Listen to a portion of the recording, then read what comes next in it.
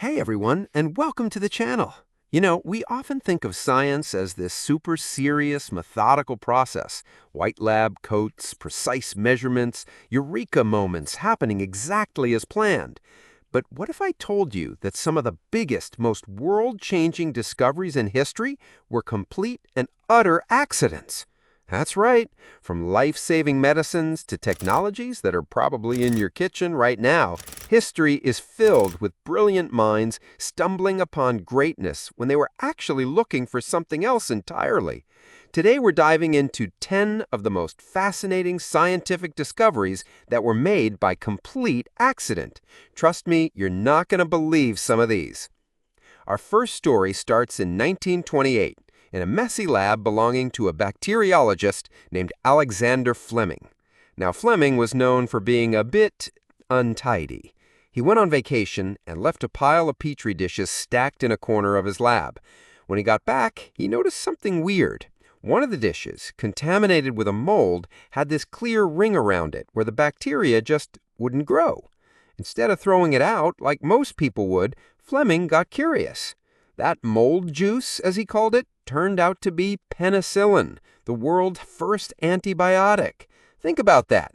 A messy desk led to a discovery that has saved an estimated 200 million lives. It's a pretty good excuse for not cleaning your room, right? But from saving lives, let's move to something that gets our hearts, well, ticking. If you've ever had an EKG, you can thank a failed attempt to invent a lie detector. In the early 1900s, Dutch physician Willem Einthoven was trying to record the tiny electrical currents of the heart. The problem was the equipment was so clunky and slow it couldn't pick up the faint signals. After years of tinkering with a massive water-cooled magnet that took 5 people to operate, he finally managed to get a clear reading. He might not have created a foolproof truth-teller, but he gave us the electrocardiogram, a cornerstone of modern cardiology. Sometimes failing at what you think you want leads you to exactly what the world needs. Now, how about a discovery that literally changed the way we see the world? In 1895, German physicist Wilhelm Röntgen was experimenting with cathode rays, which are basically beams of electrons. He was working in a completely dark room, and he noticed that a screen coated with fluorescent material across the room started to glow. He was baffled. There was a thick piece of cardboard blocking the cathode ray tube, so how was this happening? He soon realized he had discovered a new invisible type of ray that could pass through solid objects. He called them X-rays, with X standing for unknown. And in a moment that's both creepy and historic, the first ever X-ray image he took was of his wife's hand.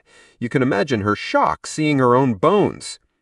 From seeing inside our bodies to sweetening our coffee. This next one is for all you foodies out there. In 1879, a chemist named Konstantin Fallberg was working in a lab at Johns Hopkins University trying to develop new uses for coal tar. Yeah, not the most appetizing ingredient. After a long day, he went home for dinner and noticed that the rolls he was eating tasted incredibly sweet. He hadn't put anything on them, so he was confused. Then it clicked. He hadn't washed his hands after leaving the lab. It turns out a chemical he'd been working with was the source of the sweetness. And just like that, saccharin, the first artificial sweetener, was discovered. A friendly reminder, though, probably best not to taste your work in a chemistry lab. Okay, so we've had medicine, technology, and food. What about something a little more explosive? Dynamite, the invention that revolutionized construction and mining, was an accident. Alfred Nobel, the man now famous for the Nobel Prizes, was trying to stabilize a highly volatile explosive called nitroglycerin. You see, nitroglycerin was incredibly powerful, but it was also incredibly dangerous and prone to exploding unexpectedly. In 1866, one of his nitroglycerin containers accidentally broke open and seeped into the surrounding packing material, a type of sedimentary rock called kieselguhr. Nobel realized that this mixture created a much more stable, paste-like substance that could be handled and transported safely. He called it dynamite.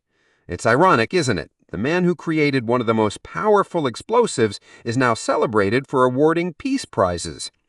Now, how about a discovery that pops? The microwave oven. In 1945, an engineer named Percy Spencer was working on radar technology for the company Raytheon. He was testing a new magnetron, which is a device that generates microwaves. While he was standing in front of it, he noticed that the chocolate bar in his pocket had melted. Intrigued, he tried another experiment. He put some popcorn kernels near the magnetron, and they popped all over the lab. The next day, he brought in an egg, and it exploded in his colleague's face. After a bit more, and hopefully less messy, experimentation, the first microwave oven was created. It was about the size of a refrigerator and cost more than a car, but it was the start of something that's now in almost every kitchen. From the kitchen to everywhere. Let's talk about plastic. In 1907, a chemist named Leo Baekeland was trying to find a replacement for shellac, a natural resin used for insulation. He was mixing formaldehyde and phenol, and instead of getting the shellac substitute he was hoping for, he ended up with a hard, moldable material that was also an excellent insulator. He called it Bakelite, and it became the world's first synthetic plastic. Think about it. So many of the things we use every day are made of plastic, and it all started with an experiment that, at first, seemed like a failure. Our next story is a real heart-stopper. In 1956, an engineer named Wilson Greatbotch was trying to build a device to record fast heart rhythms. He reached into a box for a specific electronic part, a resistor, but he grabbed the wrong one by mistake. It was a completely different size. When he plugged it into his device, it didn't just record, it started to produce a perfect, steady electrical pulse, a rhythm that perfectly mimicked a healthy human heartbeat. He had actually accidentally created the first implantable pacemaker. We're almost at the end, but this one will really stick with you. Or rather, it won't. In 1938, a chemist for DuPont named Roy Plunkett was trying to create a new, safer refrigerant gas. He opened a canister that was supposed to be full of gas, but nothing came out. He knew it was still heavy, so something had to be inside. Puzzled, he decided to saw the canister open. Inside, he didn't find gas, but a strange, waxy, incredibly slippery white powder. It was polytetrafluoroethylene, or as we know it as Teflon. That failed experiment gave us the non-stick pans we use every day. And finally, a discovery that sticks with us, literally. In 1968, a chemist at 3M Company named Spencer Silver was trying to create a super strong adhesive. Instead, he created the exact opposite, a very weak, pressure-sensitive adhesive. It was sticky enough to hold paper, but it could be easily peeled off without leaving any residue. For years, no one could figure out what to do with this solution without a problem. Then one of Silver's colleagues, a man named Art Fry, had a brilliant idea. Fry was a singer in his church choir, and he was constantly losing his place in his hymn book. He remembered Silver's weak adhesive and thought, what if I could put this on a piece of paper and use it as a bookmark? And just like that, the Post-it note was born. An invention that helps millions of people stay organized every single day came from a failed experiment. So there you have it. 10 incredible discoveries that prove that sometimes the greatest leaps forward happen when we're not even looking. It shows that science is not always a straight line. It's messy, it's unpredictable, and it's full of happy accidents. What do you think is the most surprising accidental discovery? Let me know in the comments below. And if you enjoyed this journey into the wonderful world of scientific slip-ups, don't forget to hit that like button and subscribe for more videos just like this. Thanks for watching, and I'll see you in the next one.